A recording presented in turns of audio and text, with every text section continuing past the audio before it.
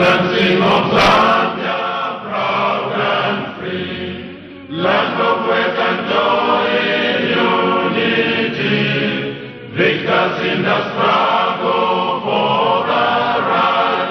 We won freedom's fight, oh, one, strong and free.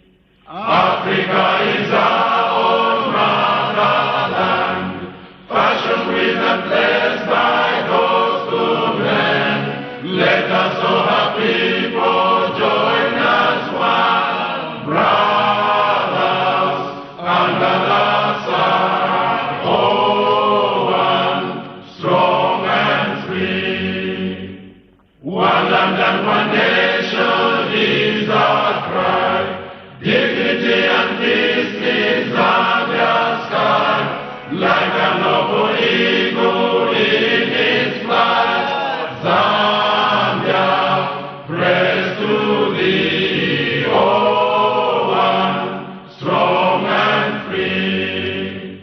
Praise be to God, praise be, bless our great Zambia, Zambia, Zambia.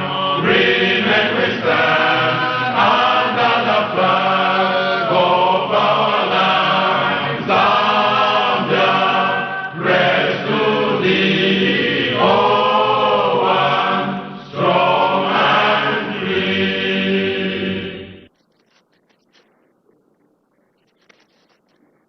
Prayer.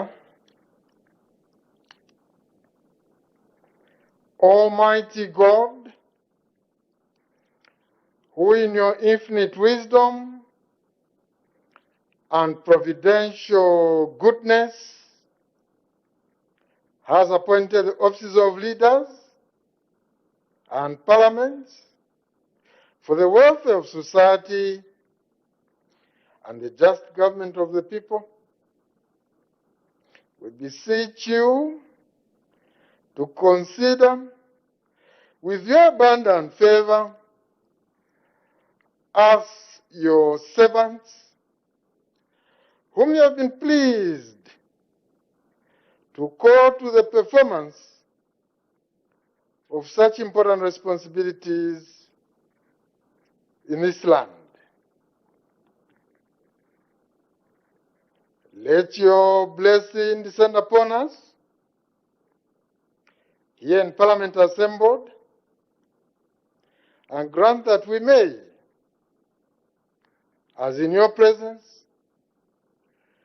treat and consider all matters that shall come under our deliberation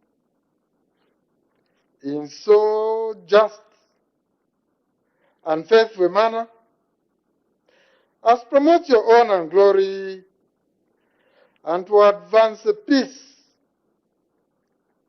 prosperity, and welfare of our country and of those whose interests you have committed to our charge. Amen.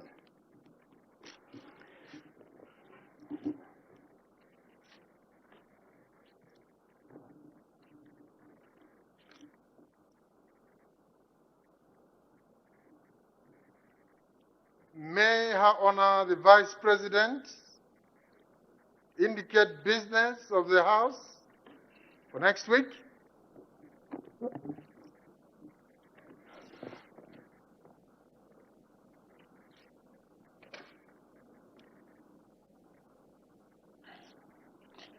Mr. Speaker, let me acquaint the House with the business it will consider next week. Sir, on Tuesday, 16th February 2021, the business of the House will begin with questions. This will be followed by presentation of government bills, if there will be any. The House will then consider the second reading stage of the Data Protection Bill, National Assembly Bill 28 of 2020. After that, the House will commence the debate on the motion of thanks to His Excellency the President's address on the progress made in the application of national values and principles. Mr. Speaker, on Wednesday, 17 February 2021, the business of the House will start with questions. Thereafter, the House will consider private members' motions, if there will be any. This will be followed by presentation of government bills, if there will be any. The House will then consider the second reading stage of the Electronic Communications and Transactions Bill, National Assembly Bill 29 of 2020. Then the House will continue with the debate on the motion of thanks to the President's address. Sir, on Thursday, 18 February 2021, the business of the House will commence with questions. This will be followed by presentation of government bills, if there will be any. After that, the House will continue with the debate on the motion of thanks to the President's address. On Friday, 19 February 2021, the business of the House will begin with the Vice President's question time. This will be followed by questions. Thereafter, the House will consider presentation of government bills, if there will be any. After that, the House will continue with the debate on the motion of thanks to the President's address. I thank you, sir.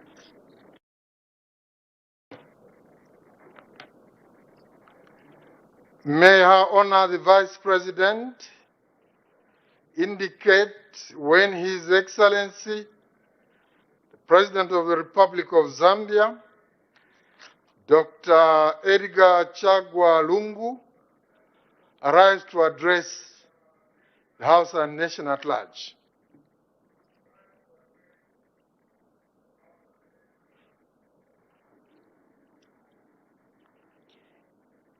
Mr. Speaker, I wish to inform the House that His Excellency, the President of the Republic of Zambia, Mr. Edgar Chagwa Lungu, will arrive at 0930 hours to address the House. Honorable members, I will suspend business until the President arrives. In the meanwhile, honorable members are requested to remain seated in their seats.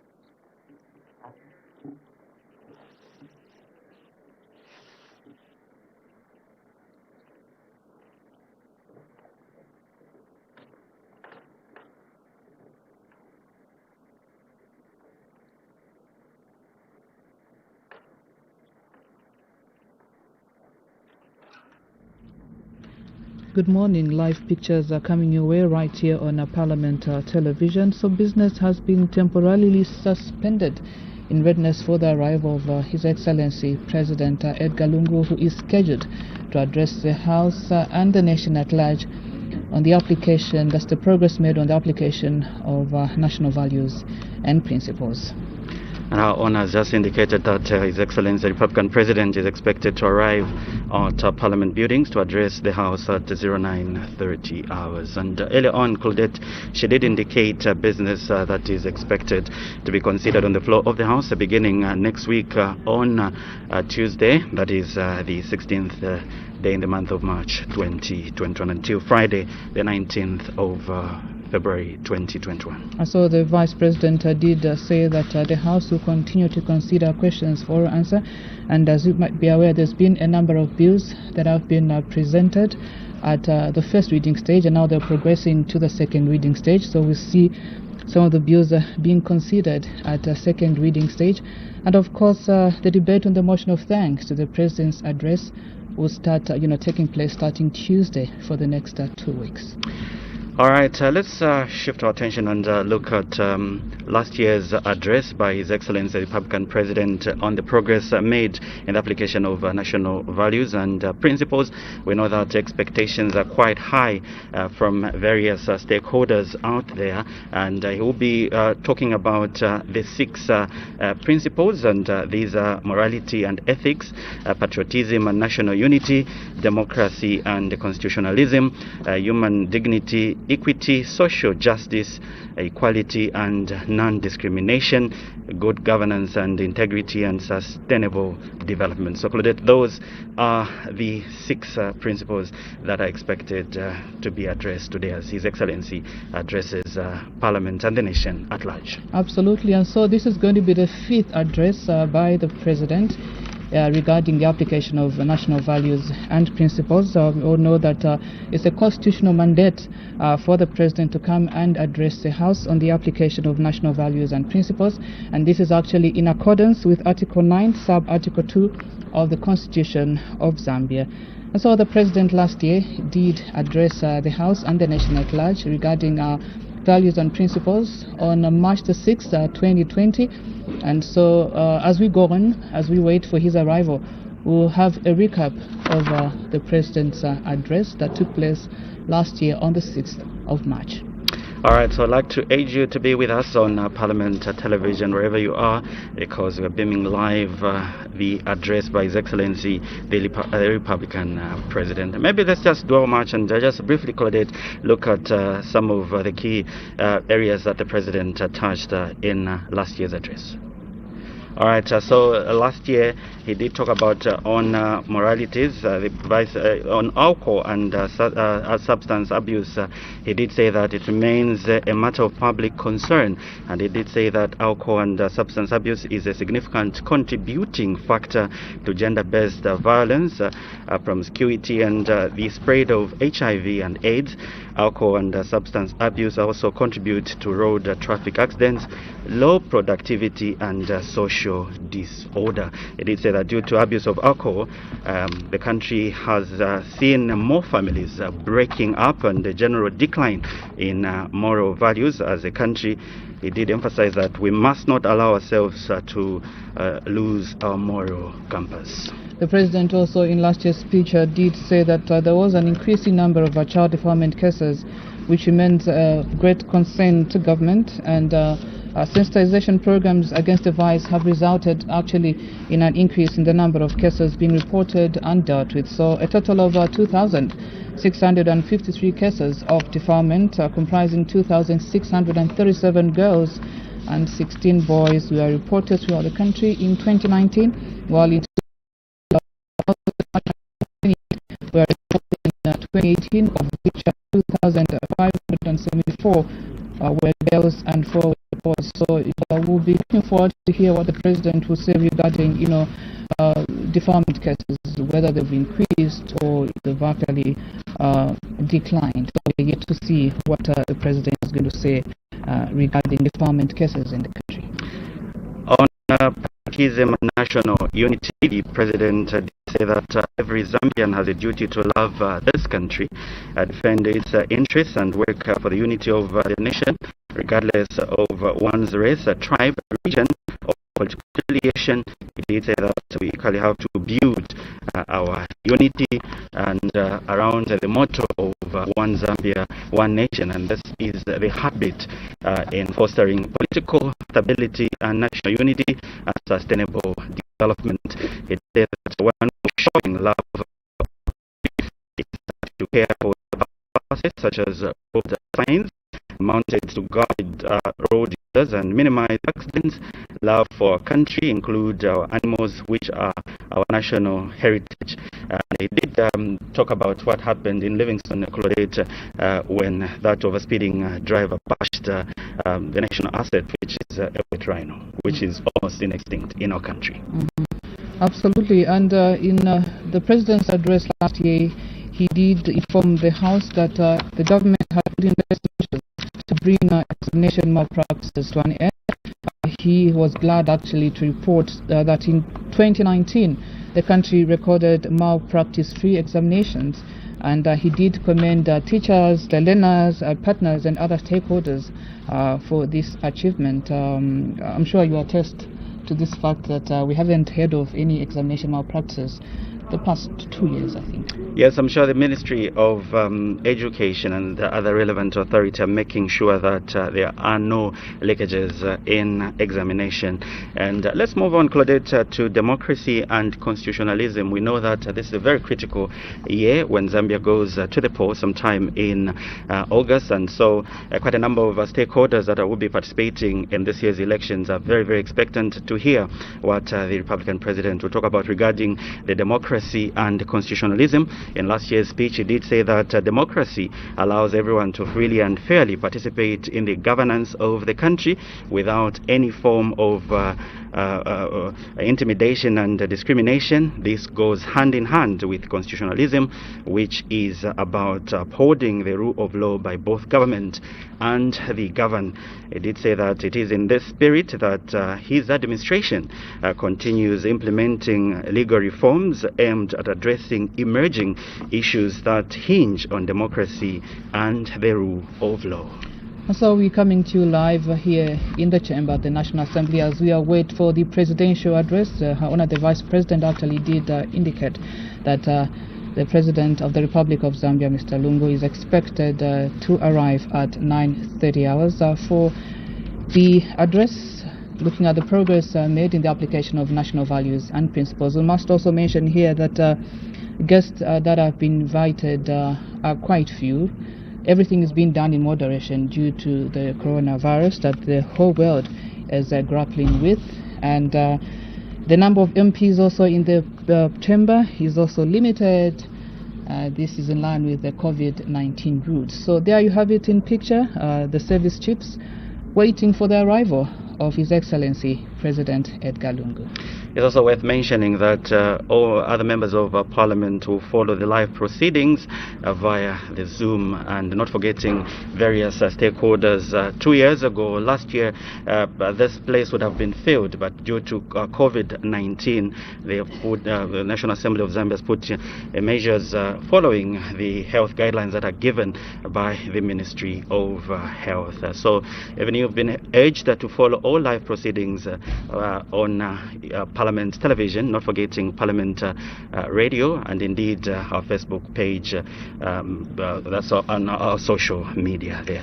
We did have a very interesting interview with Mr. Hambote talking about what is expected to take place today, Claudette. Absolutely. So we just want to find out the significance of this whole address by His Excellency President Edgar Lungu, and this is what we brought for you. We'll be right back after this.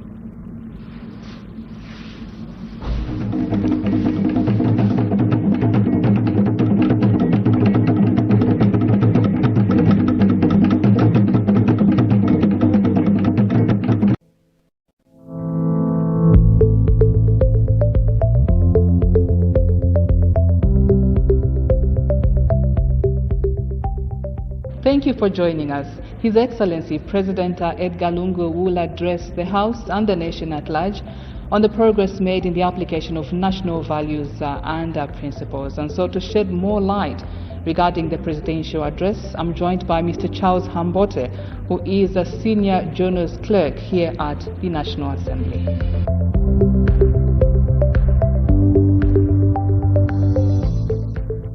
All right, Mr. Hambote, share with us the significance of the presidential address.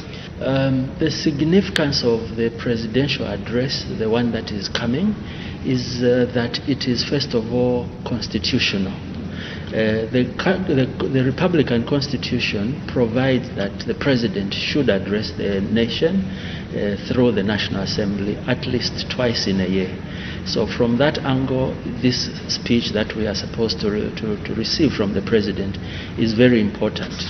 Now, in terms of the many other important issues that we look at from this speech, is that this speech looks at the national values of a country.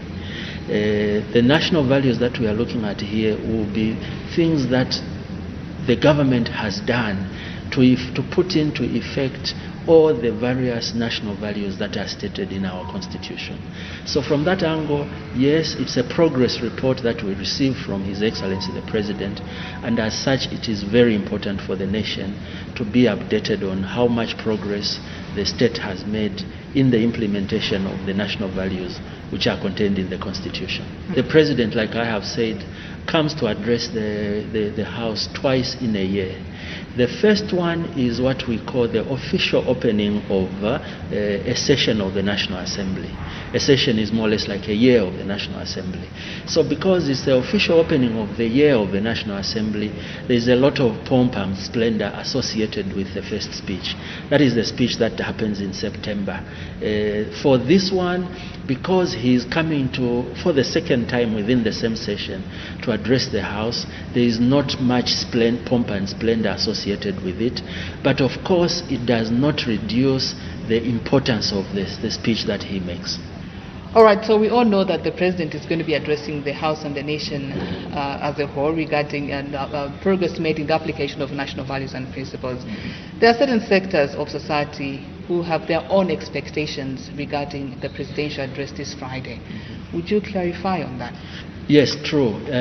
This, unfortunately, most of those expectations have to be put aside, because the speech that the President is coming to make is very specific.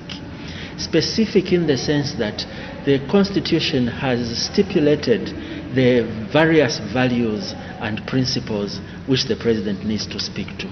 These include issues like morality and ethics, democracy and constitutionalism, and sustainable development, among the other values. So it is very specific, because the President needs to address only those aspects that are stated as being our values and principles, which the President needs to make a progress report on. Okay, so Mr. Hambote, what next after the presidential speech? Do members of Parliament get to play a certain role regarding the presidential speech? Yes, indeed, the members of Parliament get to play a very important role in the oversight function of Parliament. So yes, immediately after the speech of the President, the following week, which is next week, the members of Parliament will start debating the speech that the President would have made. And this speech will be debated in the House for at least 2 weeks, to give all the members an ample time to be able to give their feedback, or to critique or to praise the speech that the President would have made. So all is set for this Friday's occasion? I think all things being equal, I think everything is set, and we are ready to receive His Excellency. As always, it's been a pleasure talking to you, Mr. Hambote. Thank you very much, Claudette. All right, there you have it. I've been talking to Mr. Charles Hambote, who is Senior Journals Clerk here at the National Assembly, shedding more light regarding the presidential address that's going to take place this Friday at 9 hours on the progress made in the application of national values and principles. Thank you for your time, and do have a lovely day.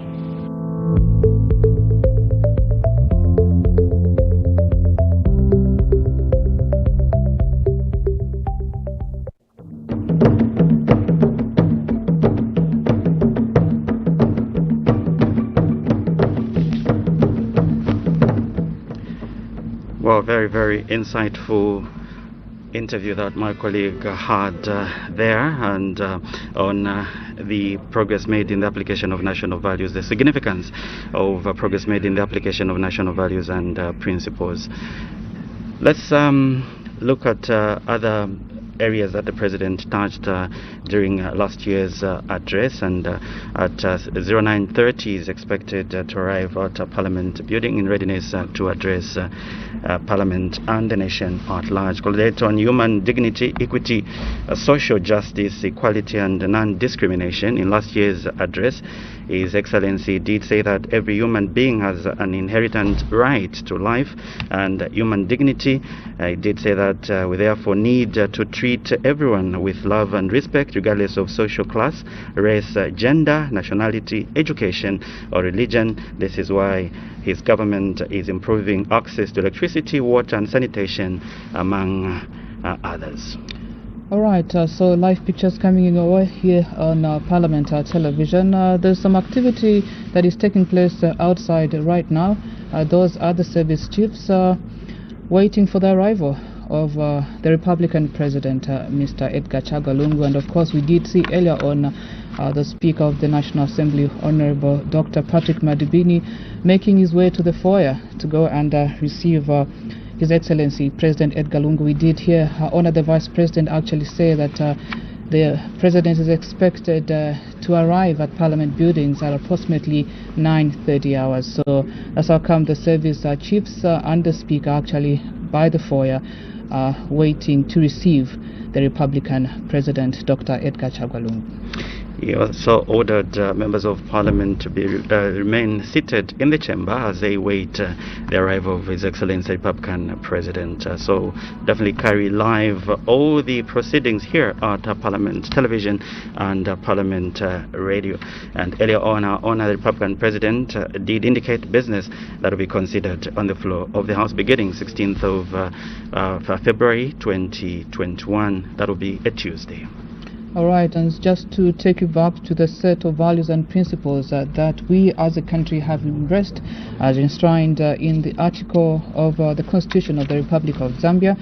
These values and principles include morality and ethics, patriotism and nationality, democracy and constitutionalism, human dignity, equity, social justice, equality, and non-discrimination, good governance and integrity, and sustainable development. So we do expect the President to give progress regarding these values and principles. And on good governance and integrity, in last year's address by His Excellency the Republican President did say that good governance is necessary to achieving our national goals for sustainable development. And it did say that the country ensuring citizen participation, accountability and transparency in the running of the affairs of the country. It did say that the country has continued to promote the participation of the people's decision making, and the country has witnessed a marked increase in participation in development. Coordinating committees by private and other non-state actors. This is important as these platforms provide our people with an opportunity for participating in development processes of this great country. All right, so we are standing by for the presidential address any time from now. Of course, we know that the President will be arriving at Parliament buildings at about 9:30. The Speaker is already by the foyer together with service chiefs to receive the Republican President. And so my colleague Posent actually did package an insert that looks at presidential speeches that were presented to the House, this particular House, since 1972. So let's take a look at this and we'll be right back after this insert.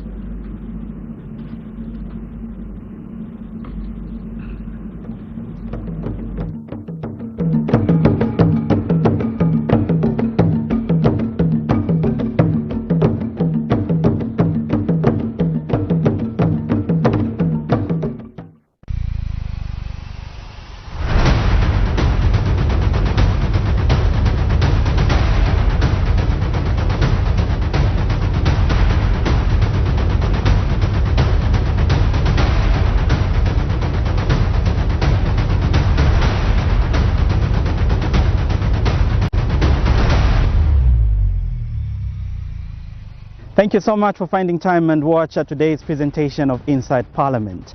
My name is Posent Ndovi. Now today's program looks at the various heads of state that have opened Parliament. And the program will try by all means to look at some of the speeches that have been made in this House.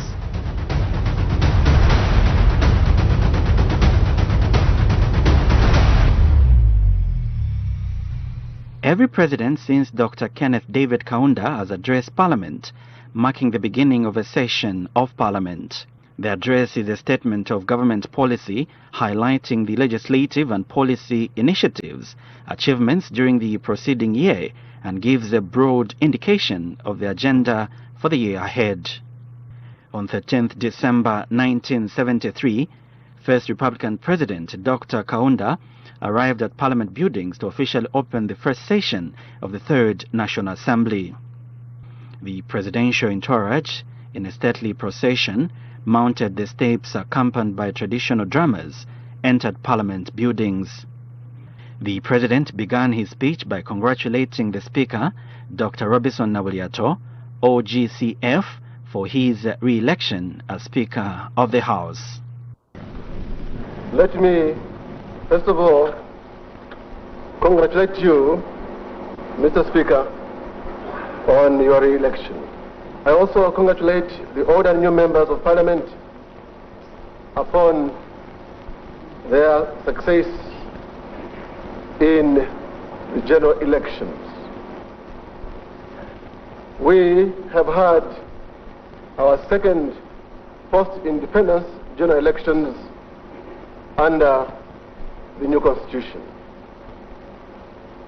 The elections were held in an unprecedented atmosphere of calm. The political breeze which blew in certain constituencies did not turn into a storm. The ripples did not turn into waves, differences into conflicts, and campaigns into fights. This is a record for which this nation must feel proud. The path to participatory democracy, the path to economic and social progress based on equality of opportunity lies through the people. Lies through the people.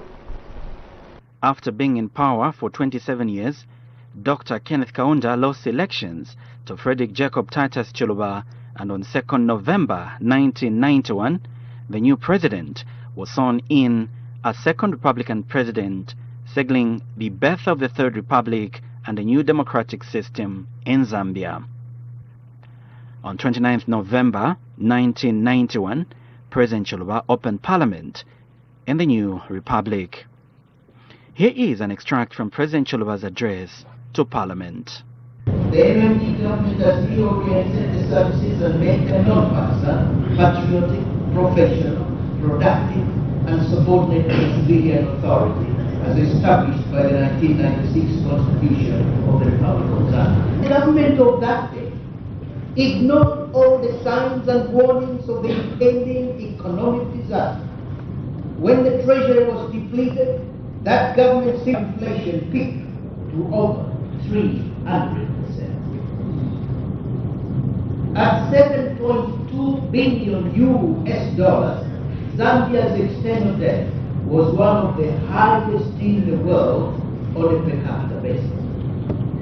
On 2nd January 2002, Dr. Levi Patrick Mwanawasa became the third Republican president, taking over from Dr. Chiluba. On 13th of January 2006, President Mwanawasa opened the 5th session of the 9th National Assembly. He began his address by highlighting the parliamentary business that was transacted in 2005. Mr. Speaker, in 2005, a total of 25 government bills were considered and passed by this August House, allowing my government to translate long-standing national policies into law in line with our political, social, and economic aspirations. Some of the important bills that the House considered and passed in the last year include: 1. The Penal Code Amendment Bill number 14 of 2005. 2. The National Health Services Repeal Bill number 16 of 2006. And 3. The Banking and Financial Services Amendment Bill. I must point out, Mr. Speaker, that the enactment of these bills into law has given government better tools for providing effective service to our people.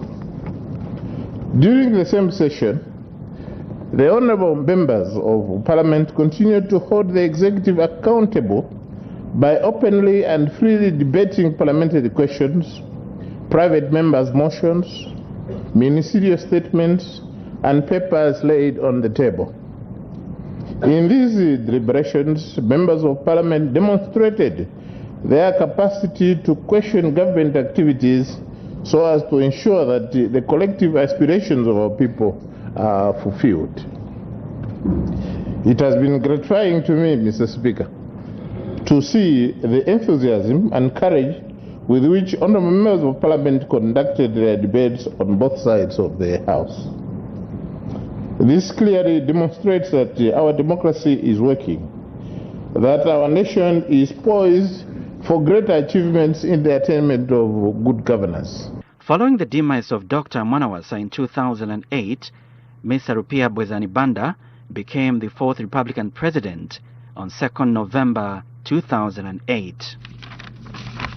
In 2009, President Banda's address to Parliament touched on various issues. Live pictures coming your way here on our Parliament television. And so the presidential motorcade is about to make its way to Parliament buildings. And like the Vice President did indicate earlier on, President Edgar Lungu is expected to arrive here at Parliament buildings any time from now.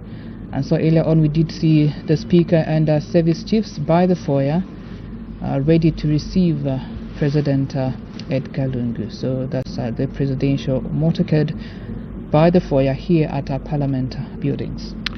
That means that His Excellency the Republican President has arrived at Parliament buildings in readiness to address Parliament and the nation at large on the progress made in the application of the national values and principles. It will be received by the Honourable Mr. Speaker, not forgetting service chiefs from the Zambia Army, the Zambia National Service, ZAF, not forgetting the Inspector General of Police, and they will proceed to go and sign the visitors book in the Honourable Mr. Speaker's office. All right, and so as per tradition, every time the President comes here at the National Assembly, he gets to sign the visitors book. And so there you have it, no handshakes because of what the world is grappling with, coronavirus. It's just a simple nod, and that's enough to say good morning and how is everything going. And so that's the President greeting the service chiefs, and he will sign the visitors book from that point, and later on we expect him to enter the chamber at about 9:45 in readiness for his address on the application of national values and principles. That's the progress that has been made thus far. There you have it. After greeting the service chiefs and being received by the Honourable Mr. Speaker, the Republican President has proceeded to the Honourable Mr. Speaker's office, where he is expected to sign the book, the visitors' book. It is tradition every time he visits Parliament, be it of a ceremonial opening of Parliament, he is expected to sign the book of the visitors' book. And the President, the people of this great nation, Zambia, through the Constitution, has mandated the President of the Republic of Zambia to address Parliament at least twice in a session of Parliament. The first mandatory address being the official opening of Parliament, which is usually takes place in September, and the second being this one that we are witnessing today. All right, and so there you have it. That's the President. He's just arrived here at our Parliament buildings, being accompanied by the Speaker of the National Assembly, Dr. Pratik Matibini, and the President is making his way to sign the visitors' book, and we expect him to enter the chamber in a few minutes from now. So yesterday, Her Honor the Vice President did move a motion that Standing Order 6, 7 and 12 of the National Assembly of Zambia, that's the Coronavirus Disease 2019, temporarily Standing Orders 2020, and Standing Order 26 of the National Assembly of Zambia, Standing Orders 26, be suspended to enable the House to sit from 09 hours until business has been concluded on Friday, 12th February 2021, and also to omit the Vice President's question time from the order paper. And so we do expect President Edgar Lungu to address the House and the nation at large at approximately 9:45. And his address will be on the progress made in the application of national values and principles. and these are enshrined in Article 8 of the Constitution of the Republic of Zambia, and these are morality and ethics, patriotism and national unity, democracy and constitutionalism, human dignity, equity, social justice, equality and non-discrimination, good governance and integrity, not forgetting the sustainable development. And so earlier on, before the President arrived here at Parliament buildings, we did show you an insert looking at presidential speeches that were presented to the House since 1972. We did see presidential speeches from the first Republican President, Dr. Kenneth Kaunda. We also saw Dr. Chiluba also making his speech right here in the chamber.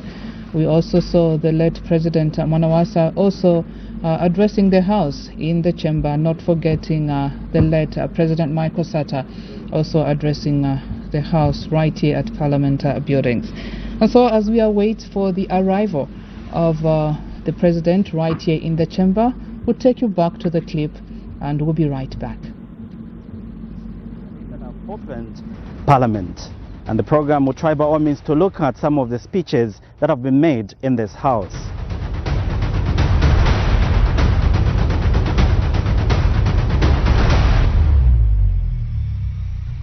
Every president since Dr. Kenneth David Kaunda has addressed Parliament, marking the beginning of a session of Parliament.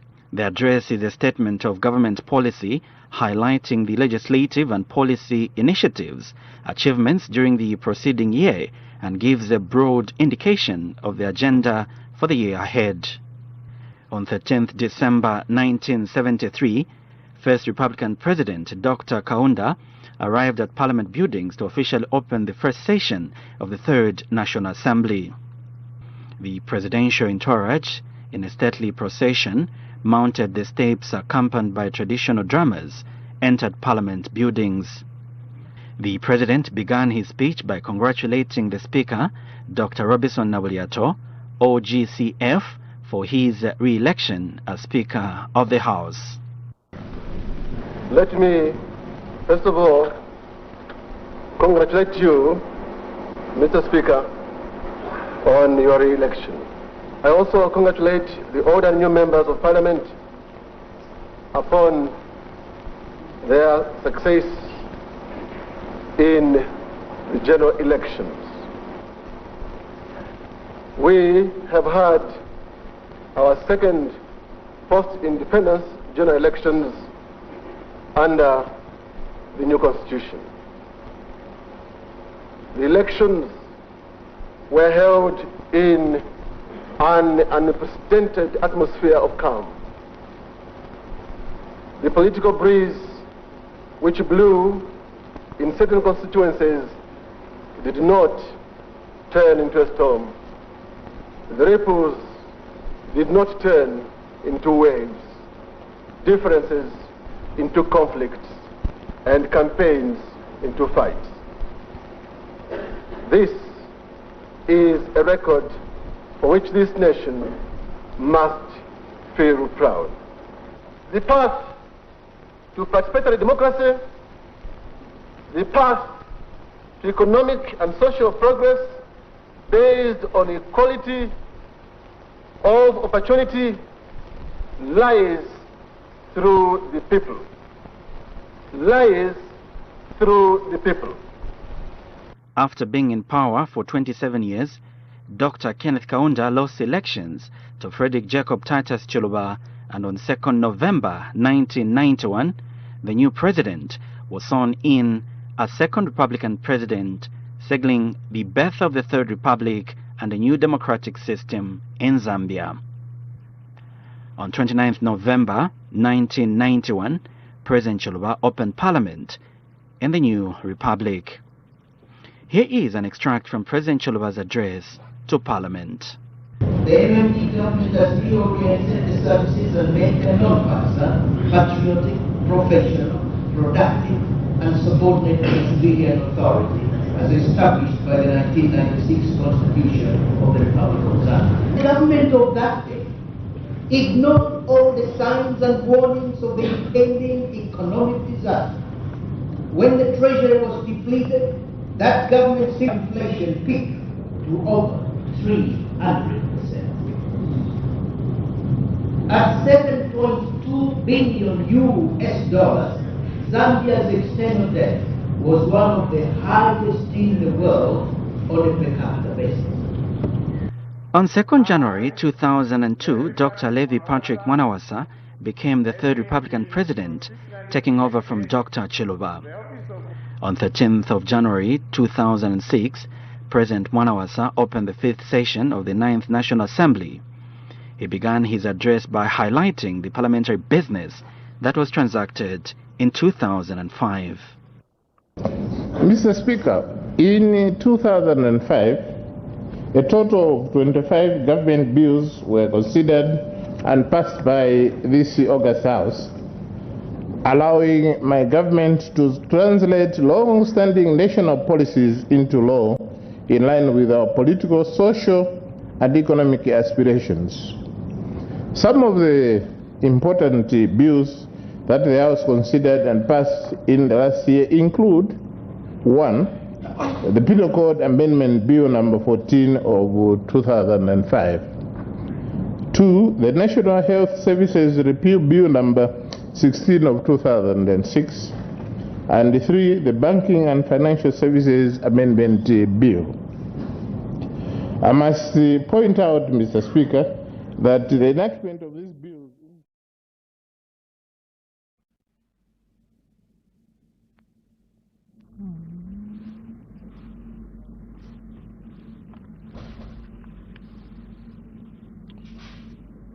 Live pictures are coming your way here on our Parliament television, and so the President of the Republic of Zambia is now at the National Assembly buildings in readiness to address the House and the nation on the application of national values and principles. And so he has just signed the visitor's book, like he does every time he comes to Parliament.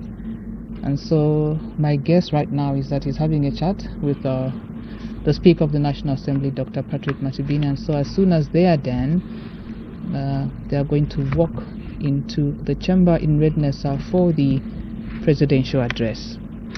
That's a very good guess, Claudette, and earlier on you were able to see those live pictures of service chiefs. They are just awaiting for the President and the Honorable Mr. Speaker to just finish whatever they are discussing in the Honorable Mr. Speaker's office. And we did talk about the 7 principles, the 6 principles, Claudette, and let's look at the sustainable development and the expectation that I'm sure we'll be able to share with our viewers and our listeners out there a little later. There you have it. That's His Excellency the Republican President, not forgetting the Honorable Mr. Speaker, just getting back to the chamber in readiness for today's address. And so the President of the Republic of Zambia and the Speaker of the National Assembly and of course the service chiefs, they are being led by the Sergeant at Arms. And so we would like to thank you so much for having tuned in to Parliament television. Do stay tuned as we bring to you live the presidential address on the progress made in the application of national values and principles. Stay tuned right here on Parliament television. Equal access to land is an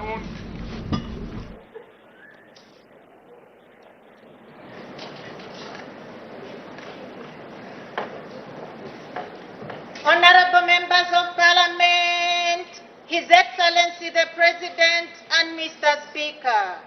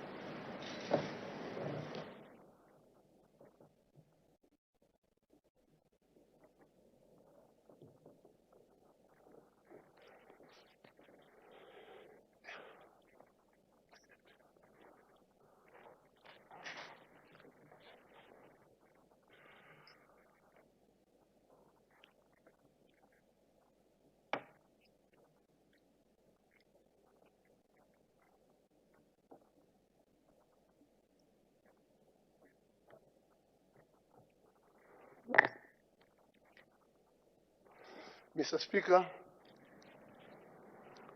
our Constitution, pursuant to Part 2 on national values, principles, and economic policies, Article 8 and 9 of the Constitution, as read with Article 86, Sub-Article 1, requires that the President of the Republic of Zambia reports to this august House the progress made in the application of our national values and principles. I'm therefore honored this morning to be here to deliver the report. Mr. Speaker, this address is being made against the backdrop of the COVID-19 pandemic, which has negatively impacted the implementation of government programs. Indeed, we are at war with an invisible enemy, an enemy that has redefined our long-held traditions on human interaction and work. Mr. Speaker, the current COVID-19 strain has greatly decimated our population. We have lost a lot of lives, and if COVID-19 to some people was a distant experience, now it is very close to all of us, because the people we have lost are not only people we know, but people very close to us. Mr. Speaker, some of the people I have in mind, although not exhaustive, who have succumbed to the COVID-19 pandemic include the Right Reverend Bishop Moses Hamungole, Father Charles Chilinda, Mr. Augustine Seyuva, Madam Justice Elizabeth Muyovwe, Mr. Ebo Kandawire, Mr. Anthony Mwamba, and some Royal Highnesses. The list is indeed a long one. Mr. Speaker, therefore, before I proceed with my address, let me take this opportunity to request the honorable members of this august House to stand and join me in observing a minute of silence in honor of all our citizens who have succumbed to this dreaded COVID-19 pandemic. Shall we be upstanding for a minute, please?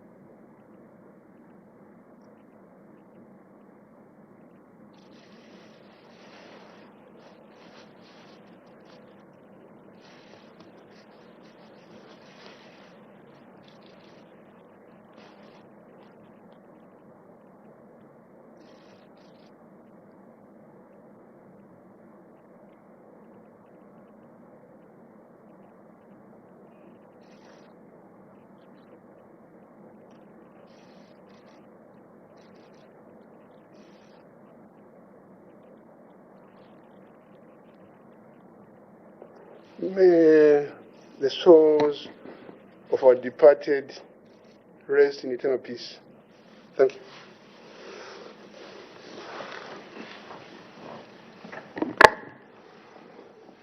Mr. Speaker, despite the challenges caused by this pandemic, we in Zambia have remained resolute and determined to to overcome the challenges we face today.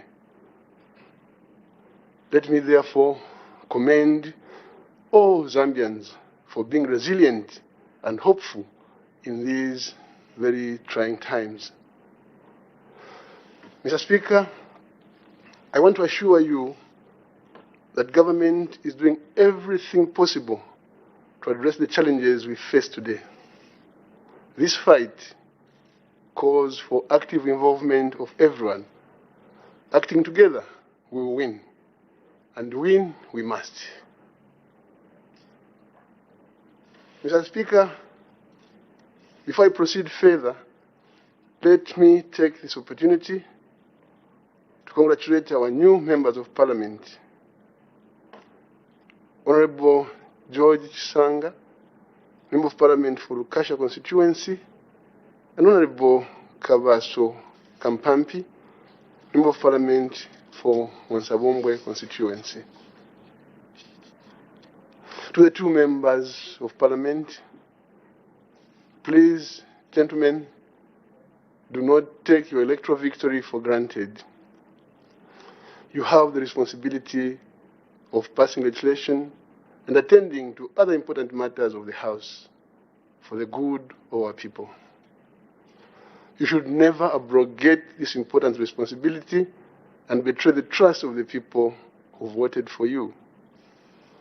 The people have reposed their confidence and trust in you. They want improved livelihoods through your effective representation in this House. Mr. Speaker, the inclusion of national values and principles in our Constitution is in itself indicative of their importance. These values and principles are: 1, morality and ethics; 2, patriotism and national unity; 3, democracy and constitutionalism; 4, human dignity, equity, social justice, equality, and non-discrimination; 5, good governance; 6, integrity; and 7, sustainable development. These values and principles provide the moral compass for our country. They guide every decision we make, every policy we formulate, and every law we enact. Mr. Speaker, I'm here to give an account of how we in government have applied the national values and principles from the time we enshrined them in the Constitution. On morality and ethics, Mr. Speaker, citizens who are morally upright greatly contribute to building the moral fabric of any nation. Mr. Speaker, the question arises, what is moral fabric? Mr. Speaker, an American philosopher, Dr. Sarah Stroud, defines moral fabric as the keystone keeping the arc of our society and the moral it holds high together. With the moral fabric of society held in place, the people share a standard of dignity with each other, with each sharing a common respect and amount of dignity. Obviously, I had to paraphrase this. Mr. Speaker, having said this, however, I have observed with concern the declining morals and ethics in our country. This is evidenced by the high prevalence of gender-based violence, child marriages, teenage pregnancies, and alcohol, substance abuse, and most of all, social media abuse. I will later talk about social media abuse in detail because it is of great concern to all of us. Mr. Speaker, according to the United Nations Development Programme Human Development Report for 2020 on Zambia, the percentage of violence against women ever experienced from an intimate partner among the female population aged between 15 and older stands at 45.9%, which is way too high. Mr. Speaker, the percentage of married women aged between 20 and 24 married as children on or before the age of 18 is 29%. Again, this is too high and cannot be allowed to continue. Mr. Speaker, gender-based violence, rape, and defilement undermine the health, dignity, and self-esteem of victims. Acts of violence suffered by some of our people, especially women and children, these days are appalling. In some cases, these criminal acts have unfortunately resulted in deaths. We all know of people that are victims of gender-based violence and defilement. We all know of families that are still grieving over the loss of their loved ones. We also know that gender-based violence is a crime. Defilement is a crime. These acts have no place in our homes, communities, and nation. Mr. Speaker, in a bid to stop people from engaging in gender-based violence and defilement, government and other stakeholders have continued to conduct countrywide public awareness and sensitization campaigns. Through these campaigns, more people have been made aware that such acts are inhuman and punishable by law. In addition, we have encouraged people to report cases of gender-based violence and child defilement to the nearest police station or other relevant authorities. In the last 4 years, over 85,000 cases of gender-based violence were reported across the country. In 2017, a total number of 21,504 cases were reported. The cases reported in the year 2018 were 22,073, while in 2019, the number was 25,121 cases. By the third quarter of last year, 2020, 17,089 cases had been reported. For defilement alone, the country recorded over 8,000 cases in the last 4 years. The increase in reported cases of gender-based violence and defilement, for me, is a clear indication that our sensitization programs and campaigns are bearing fruit.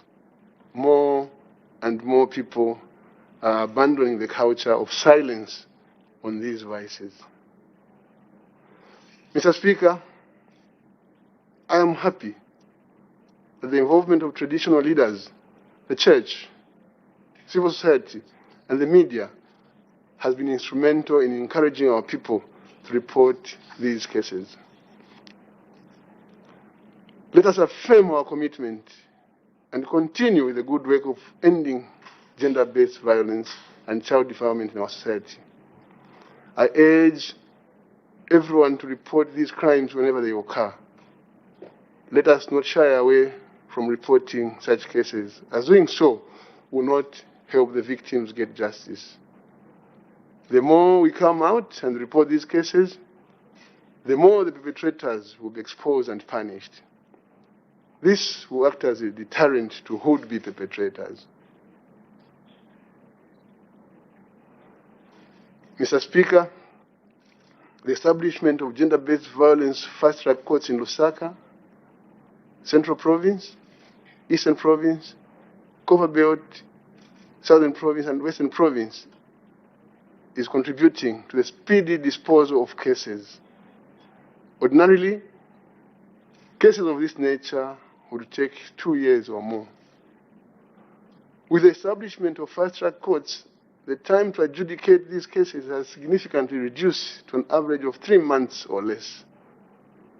The volume of cases disposed of has consequently increased from 199 in the year 2017 to 1,262 cases in the year 2020.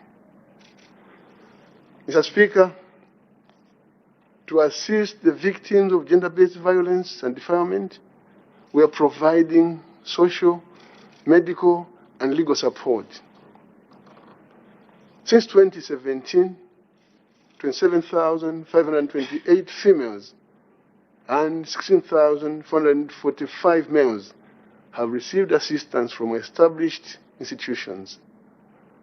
The results from these life-saving interventions are heartwarming and indeed very encouraging. I know of a story of a woman called Towela. Obviously, Towela is just a fictitious name, but this woman lives and exists. I know of a woman whom I've chosen to call Towela, who was in an extremely abusive marriage and wanted to leave. Her own family did not want to take her back, and she had nowhere to go. She sought the services of a gender-based violence one-stop center that referred her to a place of safety.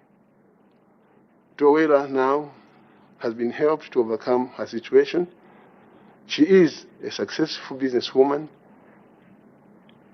and now totally dedicated to helping other women who find themselves in similar situations. Mr. Speaker, I can only urge everyone to participate in rendering assistance to victims of gender-based violence and child defilement. They need our help. They deserve our help. We all have a moral duty to support and heal victims of gender-based violence and defilement. We must end gender-based violence and defilement. As the great American artist Steve Wonder, musician, and Kenneth Edmonds sang their song, "How Come, How Long Do We Let It Just Go On? Turn our backs and carry on. How long?" We must end gender-based violence and defilement right now. Mr. Speaker, child marriages and teenage pregnancies are not only a violation of children's rights, but also a danger to their health. These vices impede girls from realizing their full potential. These vices are harmful, not only to girls themselves, but also to their communities. To end child marriage, my government has been implementing a national strategy on ending child marriage in Zambia using a multi-sectoral approach. This initiative is now bearing fruit, especially in the rural areas. And working with our esteemed chiefs as change agents on addressing these vice, positive change has been recorded and more is coming. For instance, guidelines to protect young people from child marriages and gender-based violence have been formulated in 10 chiefdoms. Implementation of these guidelines has resulted in the reduction in child marriages. In Chief Chamuka's chiefdom of Central Province, for example, incidences of child marriage have reduced from 45 in 2015 to only 8 in 2017. In addition, 67 girls who dropped out of school due to child marriages were withdrawn from the so-called marriages and taken back to school. The success story of taking these children back to school must be encouraged across the country. I urge our traditional leaders to continue with this effort. We need to achieve our strategic vision of ending child marriages in Zambia. Let girls be girls and not wives.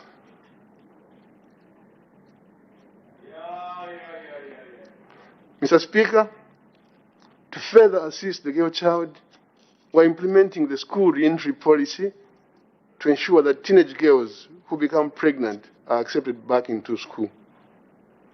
In the past 4 years, 27,647 affected girls benefited from this policy. Indeed, the reentry policy is helping the girls to realize their full potential. Mr. Speaker, allow me to illustrate this point further. A girl whom I've called fictitiously Cecilia was expelled from school in grade 11 for getting pregnant. She later had 3 more children, making it 4. But she took advantage of the reentry policy and went back to school. Today, Mr. Speaker, as I speak here, Cecilia is one of the dedicated frontline staff as a registered nurse in our fight against the COVID-19 pandemic. I therefore wish to implore girls who left school because of pregnancy to go back to school and continue with their education.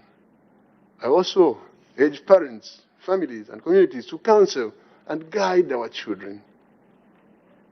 One mistake should not condemn our girls to a life sentence. Mr. Speaker, alcohol and substance abuse remains a serious concern in our society. If left unchecked, it can lead to dysfunctional homes and society. Further, productivity in the nation suffers. To address this problem, government, together with various partners, has been implementing sensitization, training, and rehabilitation programs across the country. Since 2017, 1.7 million individuals and 1,075 organizations have been sensitized on the dangers of alcohol and substance abuse. In addition, government has trained 171 teachers under the Peer Education Training Program in drug abuse. These teachers are setting up anti-drug abuse clubs in their respective schools. And further, 2,802 addicts benefited from the rehabilitation programs. Mr. Speaker, our people, especially the youth, should know that help is available. Services to deal with alcohol and substance abuse are available and accessible in most government health facilities. All it requires is the resolve and support of the family to do the right thing. Let us all hold hands and help our brothers and sisters affected by this problem. Mr. Speaker, I acknowledge the work being done by partners, such as the church and civil society, in providing rehabilitation services to affected persons. As a result of their effort, many of our people who were once addicts are now leading very productive lives. Mr. Speaker, also of concern is the rate of suicides among our people. No problem is insurmountable, and people having mental challenges also need help. Mental diseases can affect anybody, and that is why families, friends, and the public in general need to help our people ravaged by challenges such as depression. In Zambia, suicide rates are now reported to be at 17.5%. There are 17.5 per 100,000 males and 6.2 among women. This needs to be stemmed before the number goes up.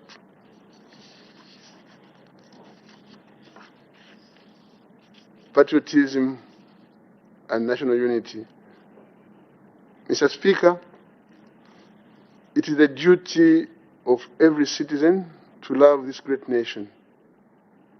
It is the duty of every citizen to defend this nation. It is a duty for every citizen to protect this country. We are all duty-bound to work for the good of this country. This is what patriotism is all about. One way of showing patriotism is to respect our national symbols, the national flag, the national anthem, the coat of arms, the public seal, and the national motto of One Zambia, One Nation. These symbols represent our identity, our sovereignty, and our pride. Mr. Speaker, I'm happy that once again Zambians proudly relate to our national flag. Once again, Zambians sing the three stanzas of our national anthem proudly and freely. Once again, our national broadcaster, ZNBC, recites the motto, One Zambia, One Nation, at the beginning of every news bulletin. Indeed, as Zambians, we should proudly fly our flag high. We should also proudly sing our national anthem and stand still as the anthem is being sung. It's a sign of respect. Mr. Speaker, being patriotic is also about protecting and taking care of public assets. These are built at great costs and meant to benefit all of us. Therefore, any form of abuse, misuse, or damage is a setback to national progress. I urge you all to take personal responsibility for public assets and report any misuse or damage. This responsibility should extend to the protection of our environment and natural resources. To those charged with the responsibility of overseeing the care and maintenance of such assets, I implore you to take the task seriously. We must guard Mother Zambia and anything placed under our charge jealously. Mr. Speaker, patriotism also entails being devoted to and being positive about our country, Zambia. We need to portray a positive image of the country to our children and to the outside world.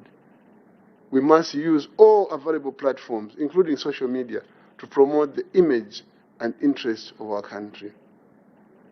I therefore commend all those citizens who are already doing so, particularly those who have taken the initiative to use social media to spread positive messages about Zambia. We are all ambassadors of our country in our own right. Let us blow our trumpet and promote the image of our country.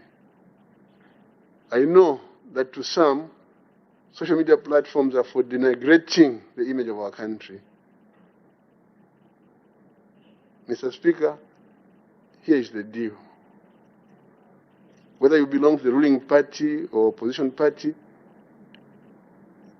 you only have one country you can proudly call yours. Whether you live in Zambia or not, you only have one God-given country. Therefore, don't flaunt adopted countries as yours. God gave each individual only one country, and when the right time arrives, you will return to that country. Mr. Speaker, I'm encouraged to see that more of our local products are being sold in shops. Equally encouraging is the fact that more of our people are consuming these products. This is patriotism. It is also a clear indication that our Proudly Zambian campaign has taken root. I am happy to report that 33 companies have so far been certified to use the official Proudly Zambian logo, covering over 500 product lines. This is a step in the right direction, a mark of quality and increasing competitiveness of our local products. The benefits accruing to this national consciousness are evident in the increased consumption of what we produce. This is not only creating a ready market for our local producers, but also creating employment opportunities for more of our people, particularly the youth. I therefore urge all citizens to always think local first when buying goods and services. It should be a matter of pride to consume what we produce. Mr. Speaker, the COVID-19 pandemic and its consequences, such as lockdown, have taught us that we cannot overly rely on foreign products for our livelihood. We must produce and consume our own foods. Mr. Speaker, the patriotic citizens rightly declare and pay tax. In this regard, I wish to express my appreciation and gratitude to all taxpayers who have continued to honor their tax obligations. Fellow countrymen, your tax builds the nation. Your tax educates the children of the country. Your tax supports the vulnerable in our society. Evading tax is therefore unpatriotic and a serious crime. As government, we continue to do our best to make it easier for our taxpayers to meet their obligations within the comfort of their homes or place of work. Mr. Speaker, we have citizens and organizations that are demonstrating an admirable and inspiring sense of patriotism. They're responding to disaster and emergency situations of our country. In 2020, a number of them came on board to support the national response against the COVID-19 pandemic. Others came to the aid of our people during floods and droughts experienced in the country, while others joined the fight against the African migratory locust invasion. This is the way it should be, and to you, I say, I salute you, and your country salutes you. Government on its own cannot fully meet the needs of our people in times of distress. I urge our people, the corporate world, and civil society to continue partnering with government in times of need. This is a sign and measure of patriotism. It is a sign and demonstration of unity. As we prepare for the August 21 general election, I call upon all eligible citizens to demonstrate patriotism by participating as voters and candidates. Mr. Speaker, national unity is essential in promoting peace and stability. We need to unite as a people to build a prosperous Zambia. That is why, like I said earlier on, my government is actively promoting the motto of One Zambia, One Nation. Inspired by this motto, my government is taking development to all parts of the country without leaving anyone or any region behind. Mr. Speaker, notwithstanding the peace we have enjoyed as a country, we have continued to witness incidences of politically motivated violence. This is not only worrisome, but also disheartening for a Christian nation with a long history of being a beacon of peace. One of the root causes of such violence acts is the increasing polarization of our society along regional and ethnic lines, especially by politicians. Polarization of our society along regional and ethnic lines is being perpetuated mostly by politicians. This must be condemned with the contempt it deserves. To address political violence, my government is working with various stakeholders, such as the civil society, political parties, and the church, to promote inter-party and intra-party dialogue. As a nation, we must develop a culture of settling our differences in a peaceful manner. We must be broad-minded and accept that there will always be others with divergent views and opinions. And in elections, there will always be the victors and the vanquished.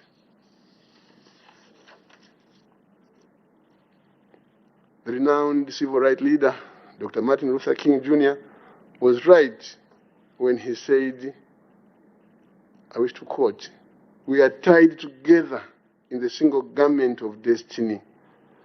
We must all learn to live together as brothers, or we all perish together." We are all tied together in the single garment of destiny. We must all learn to live together as brothers, or we all perish together. We owe ourselves the duty to safeguard the unity of our nation as Zambians. We have more in common than what separates us. Let us at all times foster unity and build a better Zambia for all, especially as we approach the 12th August 2021 general election. I wish to turn to democracy and constitutionalism, Mr. Speaker. Mr. Speaker, government remains committed to promoting democracy and constitutionalism. We believe in rural politics, plural politics. We believe in the upholding of the Constitution as the supreme law of the land. We believe in the rule of law and strong institutions of the state. As a country, we hold general elections every 5 years. This is what our Constitution demands. Elections provide a platform for our citizens to elect leaders of their choice and to hold them accountable. This is a key attribute of democracy. Mr. Speaker, we have made headway in our preparations for the next general elections to be held on Thursday, 12th August 2021. In 2020, the Electoral Commission of Zambia, ECZ, embarked on an exercise to develop a new register of voters. Mr. Speaker, this exercise was necessitated by recommendations made by political parties, civil society players, and international observers, following concerns raised after the 2016 general elections. The new register has enhanced security features to increase the credibility of our elections. Mr. Speaker, through this August House, let me thank the Zambian citizens who turned up in large numbers to register as voters. I also commend the Electoral Commission of Zambia and all stakeholders for sensitizing our people on the importance of registering as voters. Mr. Speaker, the efforts of the Electoral Commission of Zambia, political parties, traditional leaders, and other stakeholders resulted in a provisional register with slightly over 7 million people against the targeted 8.4 million eligible voters. This represents 83% of eligible voters. This is commendable, especially that the new voters register has captured more voters and outnumbers the old register by far. Mr. Speaker, registering as a voter is not an end in itself. I therefore urge all those who have registered as voters to turn up in large numbers and exercise their democratic right to cast their valuable vote on Thursday, 12th August 2021. Mr. Speaker, my government will ensure that law and order prevails before, during, and after the elections. Let me repeat and stress that my government will guarantee and ensure that law and order prevail before, during, and after the elections this year. That's the only assurance I can make. Beyond that, I'll be speculating, but I know that we will maintain law and order. Allow me to proceed to say something on human dignity, equity, social justice, equality, and non-discrimination. Mr. Speaker, my government is promoting human dignity, equity, social justice, equality, and non-discrimination for all citizens. This is demonstrated in the manner social services are being provided to our people across the country. To improve the quality of life for people, without leaving anyone behind, government is implementing programs in education, health, water and sanitation. We're also improving access to electricity as well as information and communication technology. In addition, work is being done to increase our people's access to justice. Mr. Speaker, with regard to education in the last 4 years, government has constructed 69 secondary schools across the country, bringing the total number to 1,114. This has created 41,000 additional school spaces for our learners. To promote inclusive education, we have also increased the number of teachers trained in special education from 1,380 to 2,275 in 2019.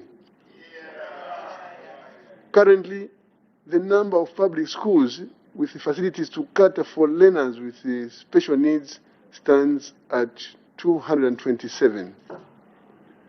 In addition, 10 special education schools have been constructed since 2017, bringing the total number to 51 such schools across the country. These facilities are providing education services to about 130,000 learners with special needs per year. Further, to promote the dignity of persons with disabilities, government is supporting 73,365 beneficiaries with disabilities under the Social Cash Transfer Program. Mr. Speaker, my government is supporting students from poor and vulnerable households with student loans and scholarships. By end of 2020, government had supported 22,799 students compared to 17,221 students in 2017. Currently, 30% of loans and scholarships is preserved for female learners, while the remaining 70% is competed for by both male and female students. These quotas also apply to enrollment of learners in universities and colleges. Mr. Speaker, to enhance pupil attendance and nutrition among primary school learners, we have scaled up the homegrown school feeding program. Currently, government is feeding 1,127,000 learners in 2,800 schools in 41 districts, compared to 1,052,760 learners in 2,700 schools in 38 districts in 2017. We are determined, Mr. Speaker, to ensure that no child drops out of primary school on account of hunger. Mr. Speaker, government is addressing the plight of children living on the streets. To this effect, we have been removing, rehabilitating, and reintegrating these children into society. Since 2018, 1,935 street children were removed from the streets and subsequently reintegrated into society.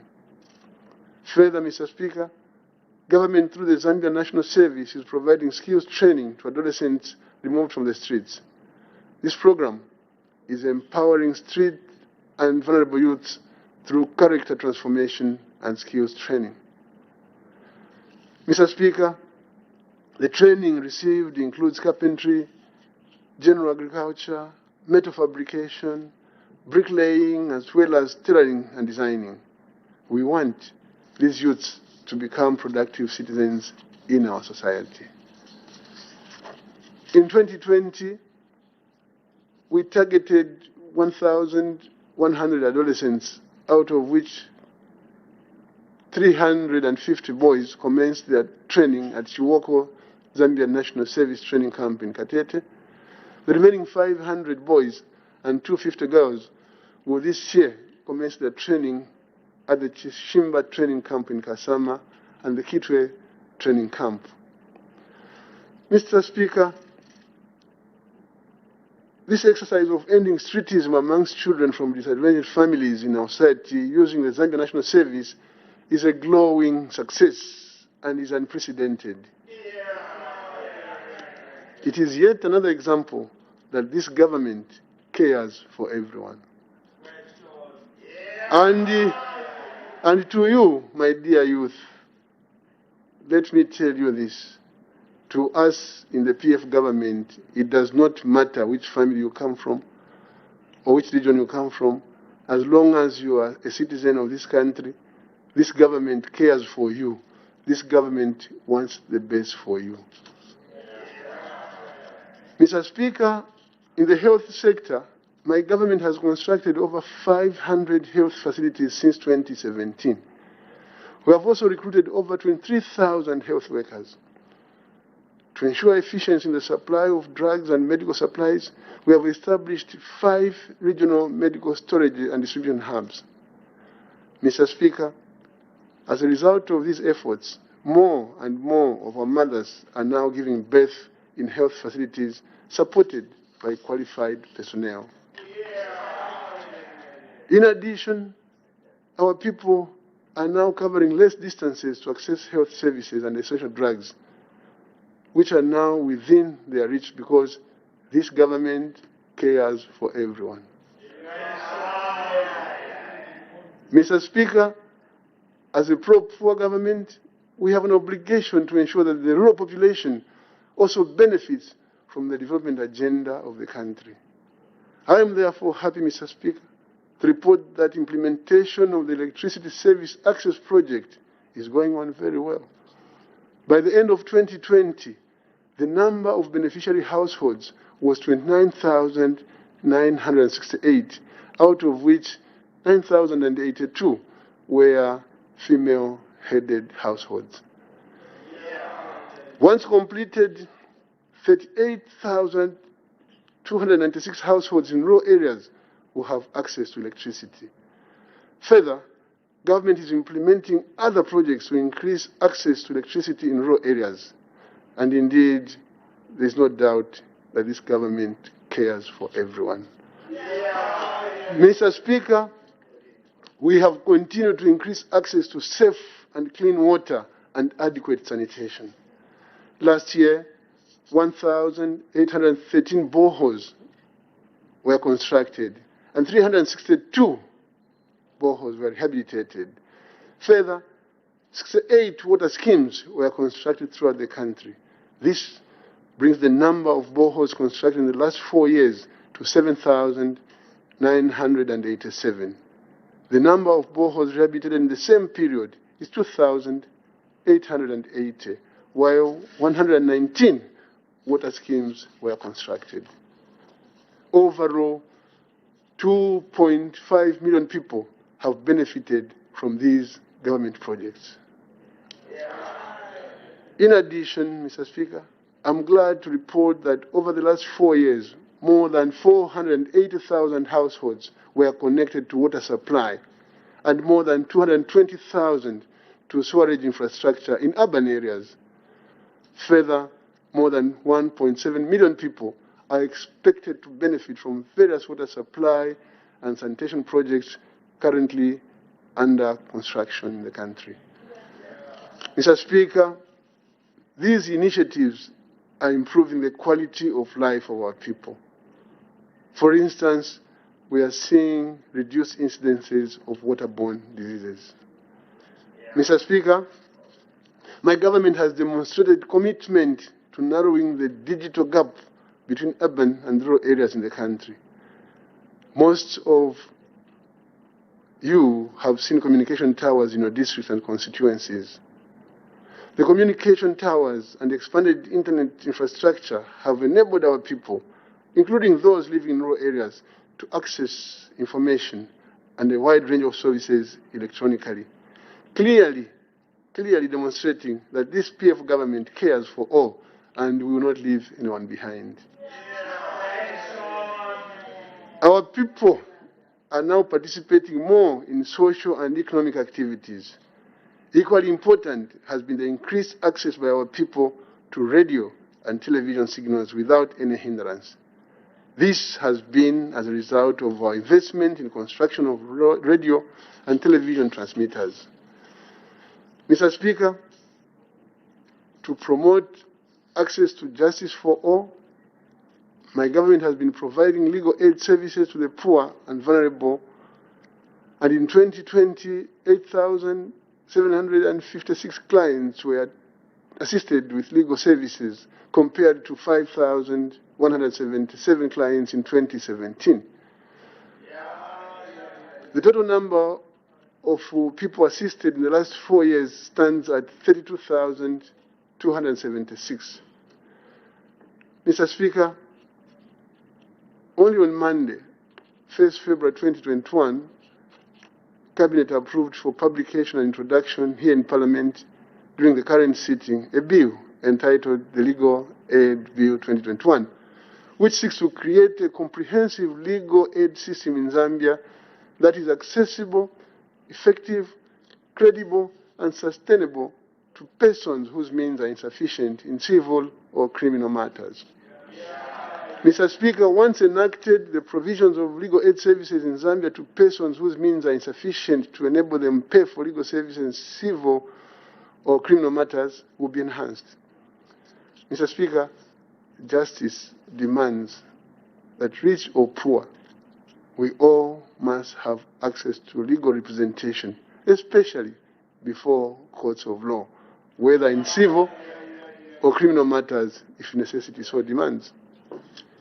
Mr. Speaker, my government has also partnered with public and private universities as well as civil society organizations to provide paralegal training and services countrywide.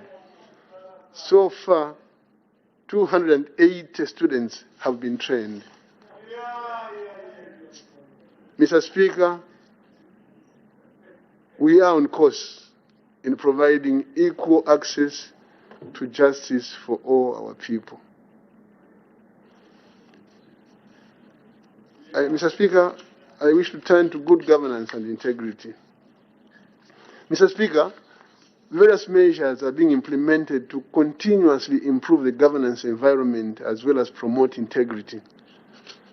Mr. Speaker, to improve service delivery and accountability, we are increasing the number of services that can be accessed online by our people using the government service bus and payment gateway. This is providing a number of benefits to our citizens and the economy as a whole. Firstly, access to online service has led to reduction in the cost of doing business. It is enabling our people to conveniently make payments remotely. It is also promoting safety under the new normal of the COVID-19 pandemic. For instance, one does not need to queue up in order to pay for renewal of driver's license, road tax, or ground rent. Secondly, online provision of services is promoting efficiency. Thirdly, online payment system is enhancing revenue collection. Further, Mr. Speaker, the rollout of e-services is reducing opportunities for corruption, theft, and pilferage of public resources. My government will ensure that e-payments and services are scaled up and become the new normal in Zambia. Mr. Speaker, as of December 2020, over 30 government services were accessible at the touch of a button. Plans are underway to integrate more services on the government service bus by the end of this year. Mr. Speaker, to further bring services closer to our people, central government has devolved some of its function to local authorities. In 2020, motor vehicle licensing, roadworthiness certification, and physical inspection services were being provided by 6 local authorities, namely Kavompo, Mwinilunga, Kafue, Mumbwa, Nyimba, and Lundazi. These services will be rolled out to 6 more local authorities this year. It must be stated here that local authorities across the country are the institutions through which decentralization is being actualized without creating any other parallel structures. Therefore, I wish to direct Cabinet Office to accelerate the devolution of power from central government, local government, through the local authorities using existing agencies. Mr. Speaker, to strengthen good governance, government enacted a number of pieces of legislation. The National Planning and Budgeting Act number 1 of 2020 was enacted to enhance accountability and citizen participation in the national planning and budget processes. In addition, the Public Procurement Act number 8 of 2020 was enacted to enhance transparency, value for money, completion and accountability in the use of public resources. And competition and accountability in the use of public resources. Mr. Speaker, government will not tolerate any misuse of public resources. And to demonstrate government's commitment to prudent management of public resources, the implementation of the Public Finance Management Act number 1 of 2018 is in full force. Mr. Speaker, and accordingly, prescribed action is being taken systematically against officers who do not observe the provisions of this Act. Mr. Speaker, recognizing the importance of the media in our governance system, government launched the first ever media development policy in November 2020. The policy aims to promote freedom of expression by guaranteeing press freedom. The policy is anchored on 4 pillars, namely media freedom, media pluralism, media independence, and safety of journalists. This development underscores government's commitment to supporting media institutions and freedom of expression. This year, Mr. Speaker, being an election year, the media will continue to play its very important role of being the fourth estate. I am a firm believer, Mr. Speaker, of press freedom, and as we approach the general election this August 2021, on the 12th, I call upon all Zambians to allow journalists to perform their function of reporting on events leading to these elections freely. Conversely, my administration and I expect journalists to observe the Electoral Code of Conduct. Biasness and untruths are not part of journalism. They belong to the drainage. Journalists should also avoid gifts and being pampered with money and material things, because it is this behavior that compromises their reporting. My dear media colleagues, I call upon you to exercise fairness, professionalism, and objectivity. We need a free but responsible media. Mr. Speaker, for those who are in the habit of social media abuse of any kind, I can only say, please change. Use your time productively. You cannot be on social media the whole day just criticizing Edgar Lungu or government. If it is imperative in your opinion to criticize government or Edgar Lungu, do so, but please do not insult. No one will hear you with your profanities and falsehoods. And here is news for you, social media abusers. Cabinet is introducing a bill in Parliament entitled the Cyber Security and Cyber Crimes Bill 2021. This bill is aimed at protecting persons from cybercrime. And it will not let you go scot-free. So if you do not stop abusing innocent people online, do not say you are not warned.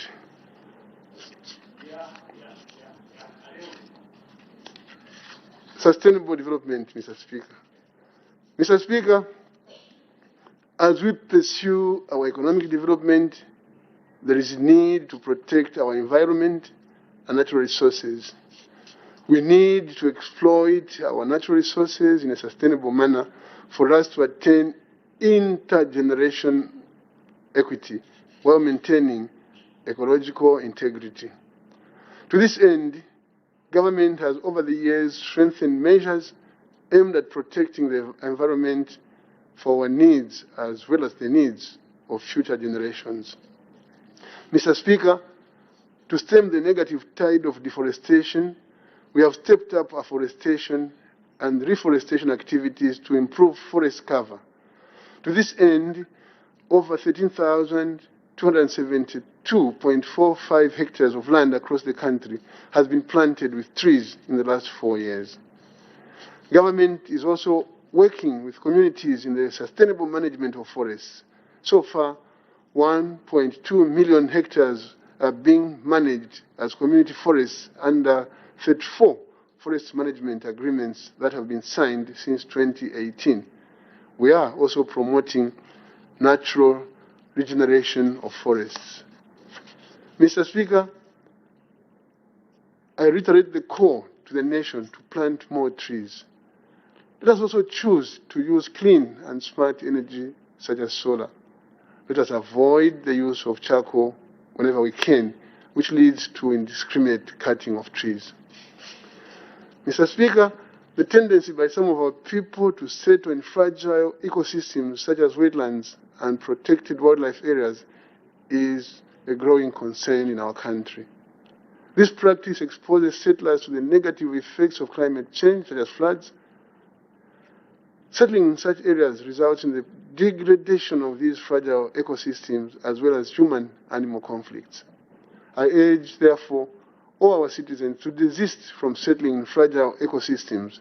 We owe it to posterity to conserve our pristine environment and biodiversity. Mr. Speaker, in the face of climate change, government will continue to promote climate-smart agriculture, sustainable tourism, and renewable energy in pursuit of sustainable development. We want these sectors to grow and complement the mining sector. Conclusion. As a nation, Mr. Speaker,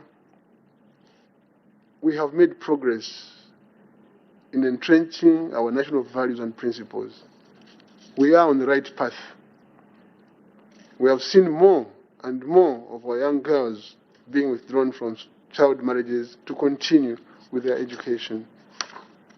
We have also seen more and more of our citizens reporting on gender-based violence, which has led to more cases being adjudicated, and this is the right thing to do. Let us do more to end child marriage and gender-based violence. Let us have the courage to report all the perpetrators of these vices to relevant authorities. Let us all join hands in this fight. Mr. Speaker, our concerted efforts to foster patriotism are also yielding the desired results. We are now consuming more and more of our locally produced products. It's a clear sign of patriotism. Let us promote and continue promote and consume our local products even more. Let us be proud of what we produce. Let us make Zambia stand out among other progressive nations. Mr. Speaker, promoting and safeguarding human dignity, equity and social justice, equality and non-discrimination for our people is top on our agenda. We will therefore continue to increase access to health, education, and justice for all. We will also continue to increase our people's access to electricity, water, and sanitation in all parts of Zambia, especially in rural areas. Mr. Speaker, on 12th August this year, our country will hold general elections. As a nation, we have an opportunity to demonstrate the impact of national values and principles in our democracy. We have an opportunity to denounce violence and hatred. We have an opportunity to embrace unity, civility, and peaceful coexistence. My government, the PF government, is committed to ensuring that our elections are peaceful. My government is committed to ensuring our country remains peaceful before, during, and after elections. Yeah. I therefore call upon every Zambian, every political party and player, the church, the civil society, to join me in assuring our people of peace and unity before, during, and after the 2021 general elections. We are one Zambia, and indeed we are one nation. Mr. Speaker, the achievements we have made so far would not have been possible without the involvement of other stakeholders. I therefore extend my sincere gratitude to all Zambians, our cooperating partners, the church, and civil society organizations. To you all, I say thank you so much for continuing to partner with us in ensuring that the national values and principles we have set for ourselves are applied in the interpretation of our Constitution, in the formulation and implementation of our policies, as well as in the enactment of legislation. These values and principles must be entrenched in our private and public lives. This task is the responsibility of everyone. It is for this reason that we have even translated national values and principles into our 7 major local languages. Mr. Speaker, may we all choose to be counted in this noble cause of living by our national values and principles.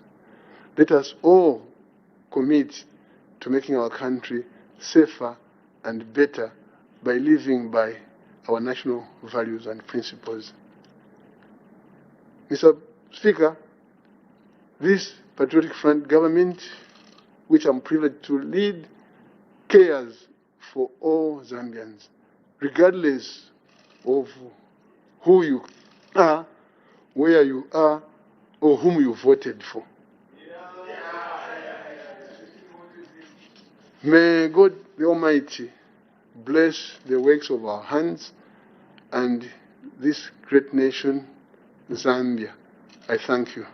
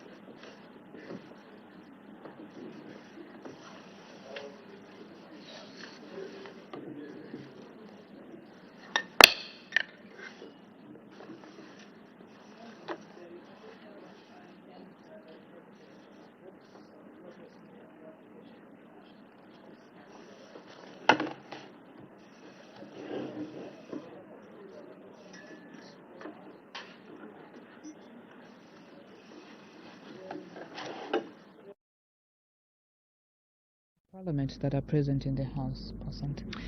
Yes, Claudette has delivered the speech on the progress made in the application of national values and principles, and these are morality and ethics, patriotism and national unity, democracy and constitutionalism, human dignity, equity, social justice, equality and non-discrimination, good governance and integrity, not forgetting the last one is the sustainable development. Just having a light moment with various members of parliament, just saying hi, just a little chat with members of parliament that are here in the chamber, and is being escorted by the Honorable Mr. Speaker. And shortly, the Honorable Mr. Speaker will return and take his seat, and business will resume. Right, so stay tuned right here on our Parliament television as our business continues right about now. So that was that's the speaker they are seeing of His Excellency President Edgar Lungu. We do expect the speaker to walk back into the chamber for continuation of business today, Friday. There you have it. Those are the 4 service chiefs that were in attendance of today's presidential address to Parliament and the nation at large. And in a few minutes' time, we'll be able to share with you some few highlights that the President made in his address on the progress made in the application of national values and principles today, 12th day in the month of February 2021. Do stay with us as now the Speaker walks back into the chamber.